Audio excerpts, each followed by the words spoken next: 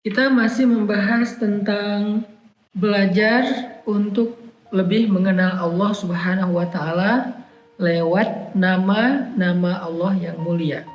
Ini adalah nama yang paling istimewa yang mencakup semua nama-nama Allah. Kata Allah adalah kata atau nama yang sangat istimewa.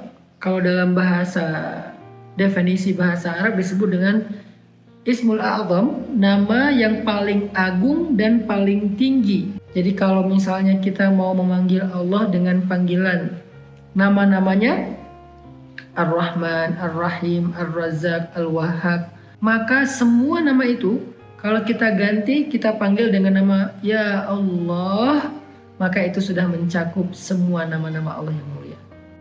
Coba perhatikan firman Allah di dalam surat Al-A'raf. Kita tilawah dulu satu ayat. Di dalam surat Al-A'raf ayat 180. Surat ke-7 ayat 180. A'udzu billahi minasy syaithanir rajim. Bismillahirrahmanirrahim. Walillahil asma'ul husna fad'uhu biha wadharul ladzina yulhiduna fi asma'ihi sayujzawna ma kanu ya'malun. Allah punya banyak nama, Asma'ul Husna. Walaupun yang kita hafal adalah 99, tetapi kata jumhur ulama namanya lebih daripada 99 dan tidak terbatas. Tidak ada yang tahu persisnya jumlah nama-nama Allah itu berapa. Saking agungnya Allah. Ketika kalian meminta rezeki, Ya Razzaq, Ya Wahhab, Ya Fattah, kalian bisa memanggil nama itu. Ketika kalian meminta pertolongan atas kejahatan dari orang-orang yang zalim, kalian bisa mengatakan Ya Jabbar, Ya Aziz, Ya Qahhar, dan seterusnya dan seterusnya. Kalian bisa memanggil dia dengan nama-nama manapun di antara nama-nama yang mulia itu. Fad'uhu biha. Berdoalah, mintalah pertolongan, panggillah dengan nama-nama itu. Tetapi semua nama-nama yang jumlahnya tidak terbatas itu sesungguhnya terkandung di dalam satu kata yang sangat tinggi, sangat mulia, Ismul Jalalah, yaitu kata Allah. Karena Allah Ismul A'zam, nama yang mengandung semua keagungan. Makanya kalimat Allah ini bisa kita jumpai di dalam banyak lafaz. Kita bisa menjumpainya di dalam banyak ayat Al-Quran, kita menjumpainya di dalam banyak hadis, dan kita menjumpainya juga di dalam banyak doa. Selain Rabb, Allah. Itu kalimat yang paling banyak kita jumpai di dalam literasi Islam. Jika orang dalam keadaan takut, dia memanggil kata Allah, maka di dalam kata itu terkandung yang maha perkasa, yang maha tinggi, yang maha kaya, yang maha mencipta, yang maha mengurus, yang maha melindungi, yang maha memelihara, merawat, menyembuhkan, menaklukkan, mengalahkan, mengangkat, menjatuhkan. Terkandung di dalam kata Allah. Saya teringat dengan istighosah yang dibaca oleh Nabi SAW pada malam sebelum terjadi perang Badar. Apa itu istighosah? Meminta pertolongan, berdoa dalam doa yang panjang. Allah Subhanahu wa Ta'ala berfirman di dalam ayat 9 surat Al-Anfal. Bismillahirrahmanirrahim. إذ تستغيثون ربكم فاستجاب لكم أني ممدكم بألف من الملائكة مردفين وما جعله الله إلا بشرى ولتطمئن به قلوبكم وما النصر إلا من عند الله إن الله عزيز حكيم. adalah ayat tentang istighosah di dalam Al-Quran. Il tastaghithun. Jadi tastaghithun artinya beristighosah terus menerus, meminta tolong kepada Allah terus menerus sepanjang malam. Redaksi dari doa Nabi Shallallahu Alaihi Wasallam malam sebelum terjadi perang Badar. Apa kata Nabi? Allahumma hadhihi Quraisy qad atat bi khuyalaiha wa fakhriha tujadilu wa tukadzib rasulak.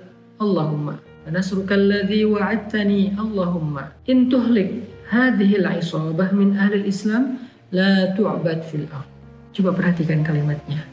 3 kali Nabi Muhammad memanggil Allah dengan kata Allahumma. Ya Allah, berikanlah kepadaku pertolongan yang Engkau janjikan. Fanasrukal ladzi wa'adtani. Ya Allah, kalau besok hamba-hambamu, para kaum muslimin ini terbunuh binasa, la tu'bad fil ardh, maka tidak ada lagi orang yang menyembahmu di muka bumi. Ya Allah, saya tidak mampu menghadapi ini sendiri tanpamu. Ulangi lagi. Sepanjang malam Nabi berdoa dengan air mata yang membasahi janggut beliau yang mulia sampai rida beliau jatuh lagi, kemudian diletakkan lagi oleh Abu Bakar ke kepala beliau, jatuh lagi, diletakkan lagi, jatuh, karena Nabi terus menengadah ke langit sampai subuh. Coba kita lihat di dalam ayat ke-9 tadi. Ketika engkau Muhammad meminta tolong kepada Tuhanmu dengan kalimat Allahumma ya Allah ya Allah ya Allah, fastajaba lakum. Allah mengijabah doa dan permintaan kalian. Allah menjawab, Allah memenuhi panggilan kalian dengan mengatakan anni mumiddukum bi'alfim minal malaikati murdifin. Aku akan memberikan kepada kalian, akan mengirim kepada kalian 1000 malaikat yang turun berturut-turut berangsur-angsur untuk membela dan menolong kalian. Ini bukan malaikat biasa, malaikat perang. Itulah dahsyatnya kalimat Allah agung. Gak ada yang menandingi keagungannya. Sehingga ketika Nabi memanggil Allahumma, Allah tidak mendatangkan 1 malaikat, padahal cukup. Allah mendatangkan 1000 malaikat yang turun berangsur-angsur. Maksudnya apa? Malaikat turun dari langit yang berjumlah 1000 itu turun seperti burung yang menyambar dengan jumlah yang banyak dan berangsur-angsur berturut-turut sambung menyambung tidak putus-putus sampai selesai perang Badar. Kenapa Allah mempertontonkan itu? Kenapa nggak sekaligus saja? Allah ingin tunjukkan sebuah kejadian yang agung. Kalau sekaligus habis, Allah tidak memperlihatkan sebuah drama yang menggentarkan hati musuhnya.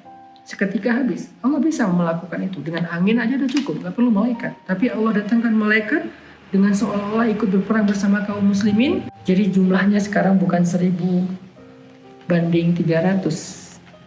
Tapi 1000 musyrikin melawan 1300 muslimin dari golongan manusia dan malaikat. Kaum muslimin waktu itu berperang di sebelahnya malaikat. 1 orang kaum muslimin didampingi 3 malaikat. Sehingga kaum muslimin merasa pede, musyrikin merasa kaget, harus melawan 4 orang sekaligus, 1 manusia dan 3 malaikat.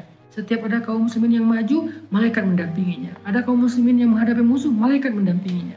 Nabi memanggil Allah, ya Allah, Allah dengar langsung. Gak perlu Nabi mengatakan kalimat-kalimat yang panjang, cukup Allahumma, ya Allah. Fastajaba lakum. Allah langsung mendengar. Ada apa wahai hambaku? Ada apa wahai Rasulku? Ada apa wahai kekasihku? Ada apa wahai Muhammad? Ya Allah, ya Allah. Kenapa Nabi memanggil sampai pagi? Karena Nabi ini mengajarkan kepada kita salah satu adab berdoa itu adalah ilhah. Ilhah itu dalam bahasa Indonesia artinya merengek. Pernah lihat anak kecil merengek? Meminta jajan, meminta mainan. Gimana anak kecil kalau merengek? Mengulang-ulang permintaannya dalam waktu yang lama sampai orang tuanya kadang-kadang ngerasa terganggu. Tapi Allah enggak, Allah suka kalau hambanya merengek. Ini istimewanya dan maha baiknya Allah. Allah tuh suka kalau kita merengek. Artinya Allah tuh makin kita merengek tuh makin senang untuk menolong kita. Ilhah, makanya merengeklah kepada Allah, ilhahlah kepada Allah. Seperti Nabi ilhah dengan doa panjangnya yang diulang-ulang. Inilah salah satu bukti tentang betapa istimewanya menyebut nama Allah dalam kehidupan kita. Kalau kita tahu bagaimana cara menyebut nama itu di dalam doa, di dalam kegiatan aktivitas kita sehari-hari, kita akan melihat keajaiban-keajaiban yang dahsyat seperti yang Allah tunjukkan di dalam perang Badar dengan 1000 malaikat. Intinya adalah jangan remehkan kata Allah. Bismillah, a'udzubillah, la hawla wala quwata illa billah, hasbunallah, apalagi subhanallah, masya Allah, apalagi Allahu akbar, alhamdulillah, fatabarakallah. Semua yang ada kandungan kata Allah, insya Allah, jangan remehkan kata insya Allah. Kata insya Allah itu kalimat tawakal. Insya Allah itu kalimat tawakal. Kalau kita gunakan pada tempat yang tepat, insya Allah itu akan powerful banget. Ketika saya bilang insya Allah, berarti saya melibatkan Allah, seolah-olah saya mengatakan, ya Allah, bantulah kami. Ya Allah, wujudkanlah harapan kami. Ya Allah, mudahkanlah urusan kami. Itu yang terkandung di dalam kata insya Allah. Bismillah itu bukan kalimat biasa, itu kalimat yang berat.